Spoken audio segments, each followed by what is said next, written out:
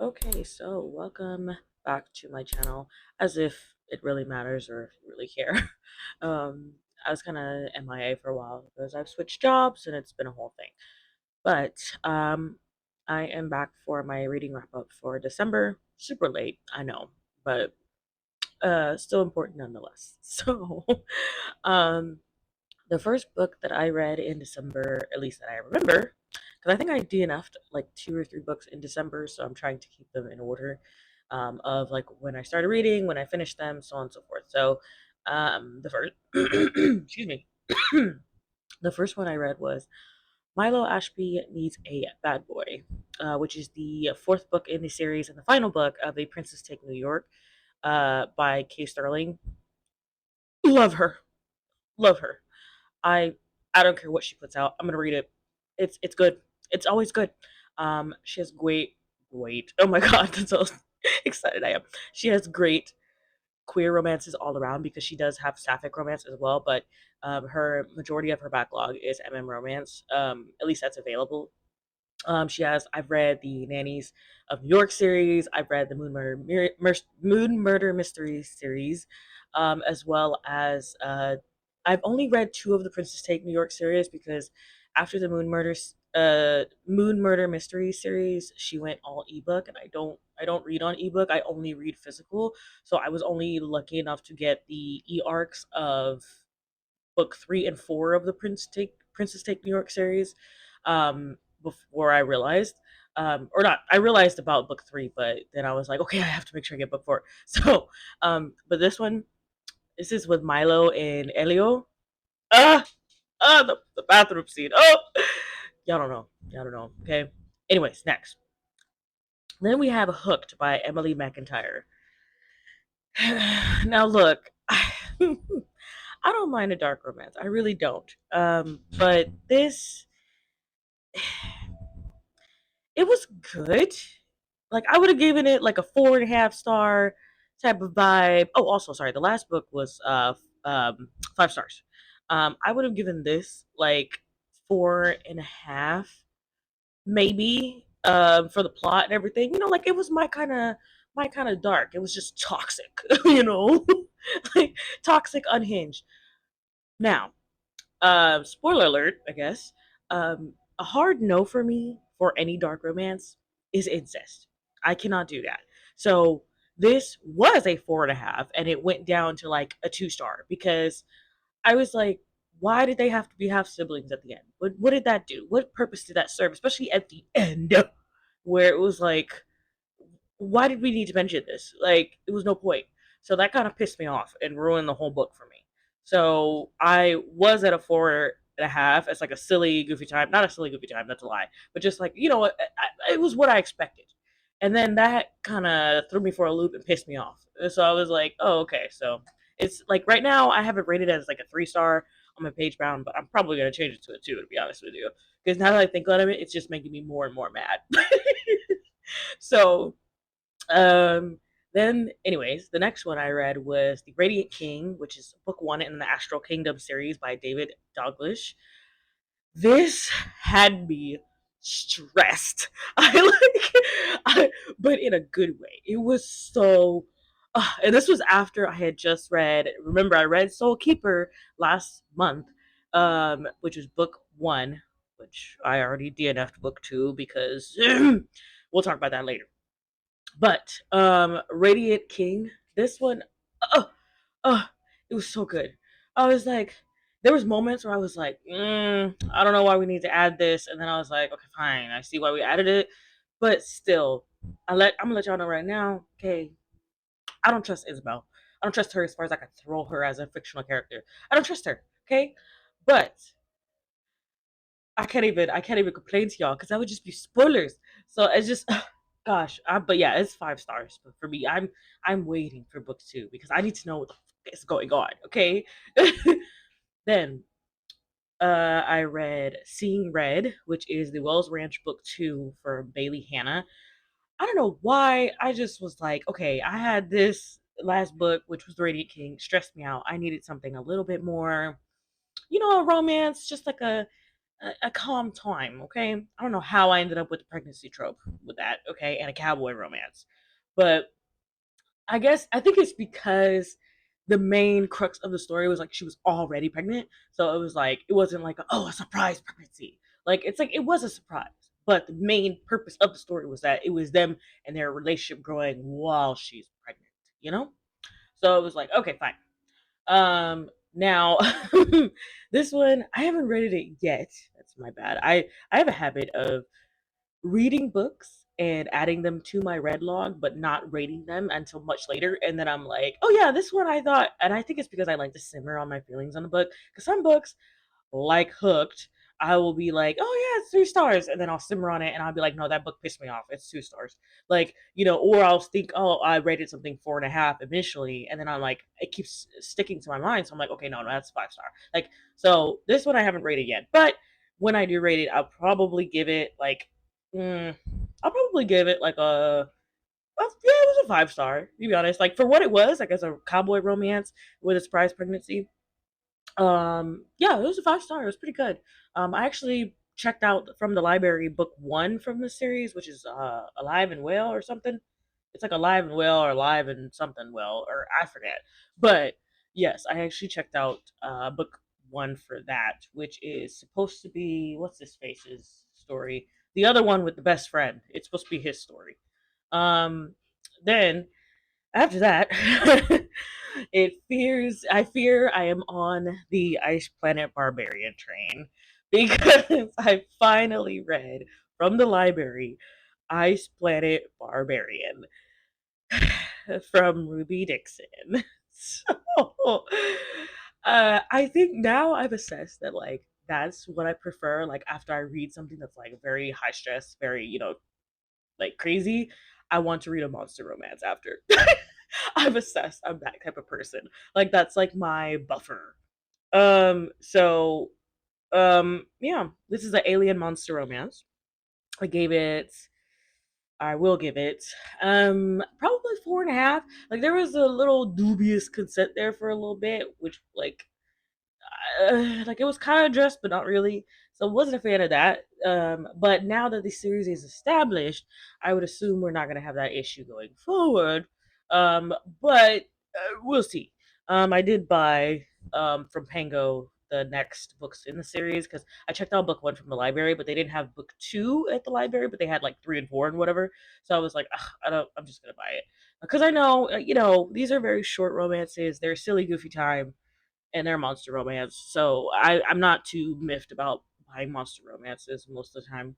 Then the next one. Again, I had to hop on another train. I ended up starting Dungeon Crawler Carl. Okay. 5 stars. I see the hype. I fear I do.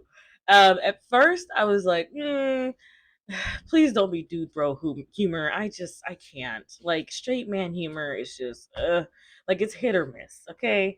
Like you might end up with either Will Ferrell or like what's the other guy that's like insufferable? It's like annoying as a comedian. Ugh, I can't even remember his name because I hate him. But yeah, like I'm a Will Ferrell kind of humor kind of gal, Like it's not purposely making fun of like it's like most self-depreciating humor. You know what I'm saying? So that type of vibe. Anyway, I give this 5 stars. It was a great opener to the series. I'm not gonna lie. I do watch a lot of gaming, but I don't game a lot. So there was some of the stuff where I was like, wait. Ironically, solo leveling helped me out with this because I was like, okay, so we're putting this in the Constitution, this in the intelligence, and I was like, while I was reading his stats, I was like, sir, you need to put more into intelligence. Like, what are you doing? And then I was like, oh wait, maybe I do understand this more than I think I do. But yes, Dungeon Crawler Carl, 5 stars, loved it. Immediately went on to read book two, and a lot of these books, like from like Radiant King to Ice to Dungeon Crawler Carl, those are all from the library. So like this is where it starts to like bounce around because I'm going back and forth between the library and my own personal library, or like arcs I need to get through. So the next one is actually an arc. It was The Secretary to the Orc, which is the Indecent Monsters Book 3 by Lyon Riley. This one I would probably give like a 4.5 stars. It was good, and again, it was monster romance. It was a novella, um, and it was a short, spicy time. I felt like there could have been maybe a little bit more with the romantic development because it was just kind of like situationship and then romance, and I was like, oh, okay. I didn't hate it, but I was just kind of like I needed a little bit more. That you like, I've gotten that from her other stories, but this one I would still say is like a 4.5, 5 star to me because it was just like for what it was really good. And the spice was spicing. We love a size kink, okay? Which a lot of her books feature size kinks. So you know. Then I read A Dance of Lies by Brittany Arena. I actually started reading this back in April of 2025, and I soft DNF'd it because I was just not in the headspace for it. I had to put it down and pick up something else. I don't even remember what I picked up at the time. But I needed something that was a little. I was not in the mood for a love triangle. That's what it was because it started off with the introduction of Copeland, and then you have Bastian. No, not Bastian. Um, oh my God, why can I not remember his name? Oh my God, and I love him. Oh wait, hold on. I gotta look this up because this gonna piss me off. Because I love him and I can't remember his name. And this is how you know they were pissing me off. Because I only remember the names of the ones that were irritating me. So hold on. Let me go to my forum posts and look. US. Da, da, da, da, da, da, da. uh, Copeland. No, not that one. Uh, see. Uh, I can't even remember the older brother's name either. So, oh, Anton. Okay, my husband, Anton. Love him. Okay. Again, I don't judge me. I love Anton, but ooh, I could not stand Copeland and Ilian. Oh my god. For one, Ilian, again, spoiler alert, okay? I don't want nobody talking about nothing in my comments. Oh, you spoiled this, that. Spoiler alert. Ilian is so bloody creepy. Like, so creepy. Like, oh my god. Like, he is so creepy and abusive. And then you have Copeland, who is like also abusive. Like, or like he has abusive tendencies. Like it's not as bad as Ilian, but like you can definitely tell it's like the way like his behavior it like simmers under the surface. Like it's there. Mm-mm. Like so like at first I was like okay like her and Copeland got like the dancers chemistry okay, and then his red flag started showing, and I said, "Oh, pump the brakes, hold on, like, no. He's giving Iliad back up, like." And then we got introduced to Anton, of course, and I was like, "Oh, this our man. This is our man. He's giving autonomy, honesty, communication, all that. Yeah, this is our man." And of course, she don't trust him. That she trusts him the least because of that. But it's like, girl, that's your man. Okay. So basically, yes, I ended up reading that, and finishing it all in like 2 days when I actually locked in, and it was like, wait, what is this? Eat like it was. I was like, up until the last point, I was just like, what is the plot? Like, what do we need her for? What is she here for? Because it's like you already know this. We're already doing this. Like, are we trying to set him up? Like, what we. And I love that. Okay, because I haven't had a lot of romanticides like that in a minute. Like, a lot of romanticides have been very predictable lately, or it's like this is the love romance, or like the love interest, or whatever. And it's like you know Dance of Lies, like you knew Anton was the love interest, but you're like, what is the success rate of this? Hold on. Sorry, a freaking ad came in on my TV, and I'm not editing out because I'm too lazy. Anyway, so, um, yeah, basically, Dance of Lies. I have already pre-ordered book two because I need to know where this goes. I really hope that it does not turn out like Lore of the Tides because I loved Lore of the Wilds. I really did. I loved it. Okay, Finn was my man. Okay, still my man. Then we got to Lore of the Tides, and I was like, "Mama, what are we doing? Where are we going with this plot? Because ain't shit happening. Like literally 2/3 of that book. Oh, that pissed me off. Okay, I would honestly be surprised if anyone loved that book because what what happened in the last 2/3? Like the first third, I was like, okay, we're setting up the continuation from book one. Okay, stuff's happening. Okay, okay, and then part. Anyways, I'm going on a tangent. Anyways, so then the next book that I read. Oh, actually, no, that was the last book I read before the new year. I think. Oh, no. I read Bonds of Hercules. I'll count that towards New Year's because I literally read that and finished it like New Year's night, like New Year's Day. Like I started reading it at like 11, and then, or yeah, it was like 10 or 11, and then I finished it at like 2 in the morning. So, we'll count Bonds of Hercules towards that. Um, and of course, it's Jasmine Moss. I would give that 5 stars. Love her to death. Humorous peak as always. Love her. And a lot of people shit on these books because they're like, oh, this is that, like all of her books, like the Cycle Shifter series and the Villains of Lore series.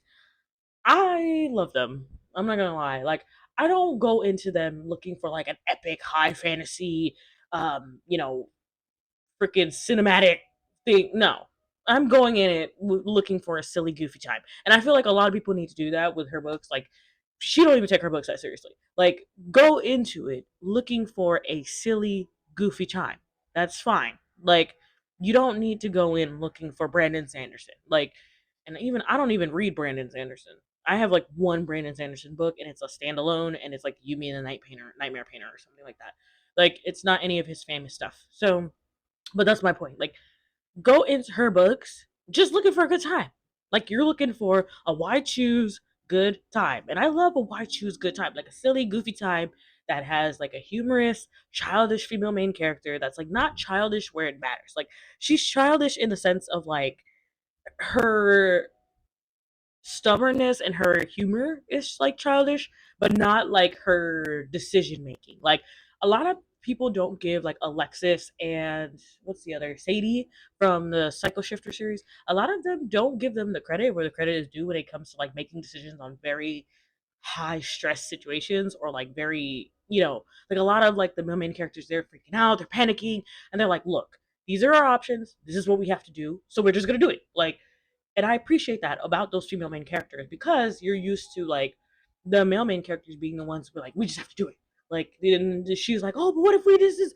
And I love that about like Jasmine Moss's female main characters is like even though they're young, like they've been through shit, okay? So like it's forced them to become mature and they do use humor as a deflection and as like a coping mechanism. But when it's time to get for real, oh, they're like, look, these are our options and we might as well do this because either way we're gonna die. So we're gonna do this. Like and I love that for them as female main characters. But yes, that is the last book that I finished for December. Now let me go to my DNFs and see if I have any DNFs for December. Yes, I did. Okay. I think I put this one in my last one, which I meant to put in this one.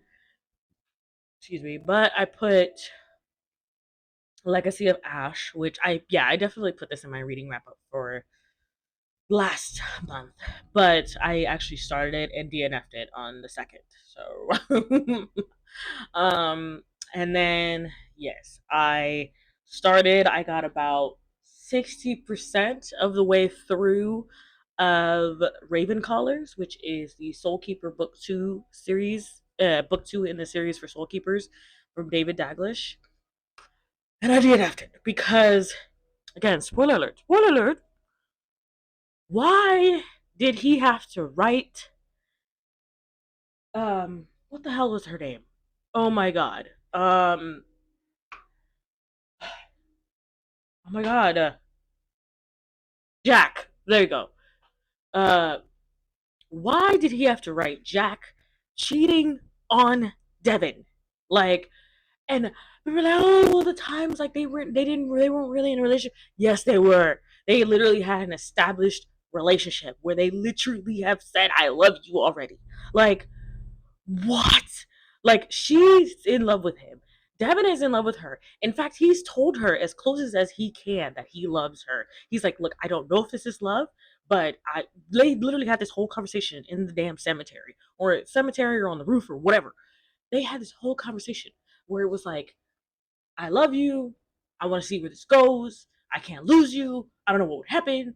Like, if you have a man like Devin who would have a breakdown about you possibly dying, like the way that he was about to flip a table if he did not find Adria to resurrect her.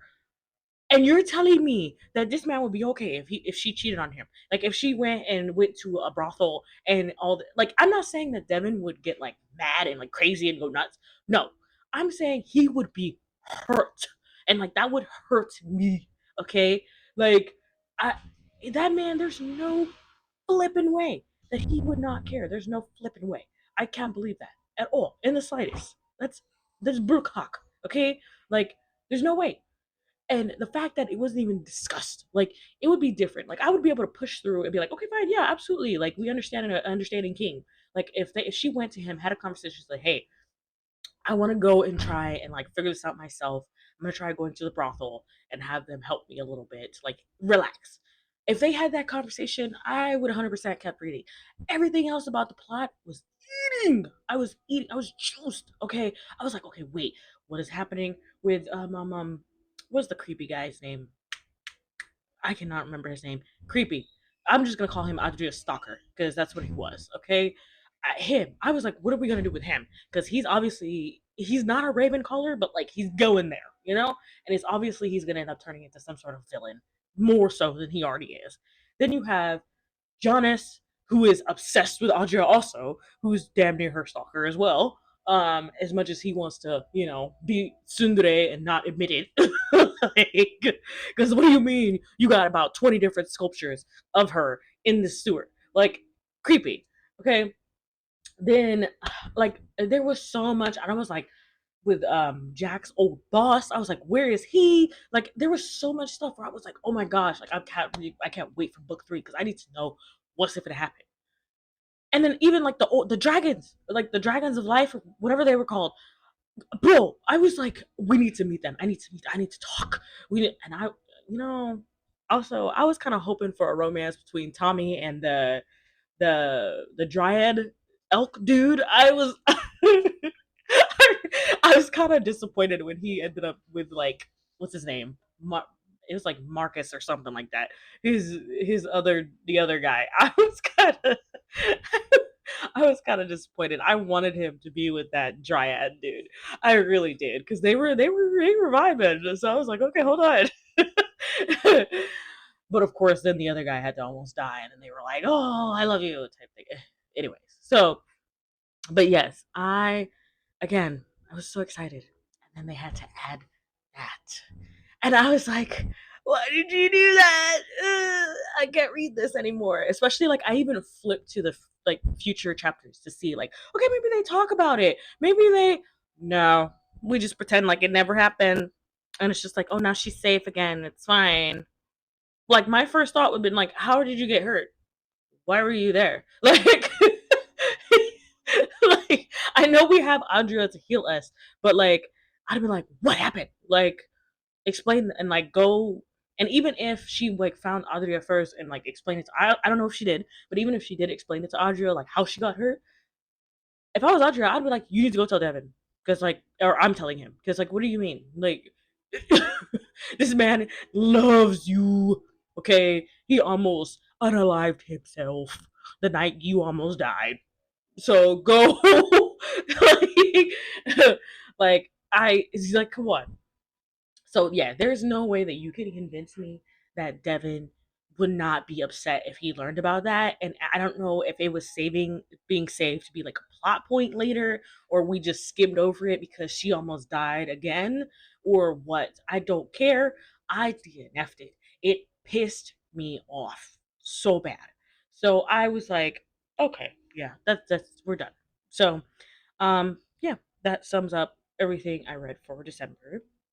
And then I think I probably read some manhwa and stuff in between there, but I don't really want to include manhwa in here because that would make these videos so long. Minus my rants. But as always, if you would like to follow me on Pagebound and see, you'll see my reading updates a lot more regularly on my Pagebound because I'm much more likely to update that than to film a video. Because these take a lot of work, especially when it comes to like recording. Um, but yes, if you want a much closer look at my reading habits, my posts on the forums, and my my overall reading speed or whatever the case may be, go check out my Patreon. Follow me on Patreon, and I hope to see you back in the channel. Don't forget to like, comment, and subscribe. And I hope to talk to you later. Bye.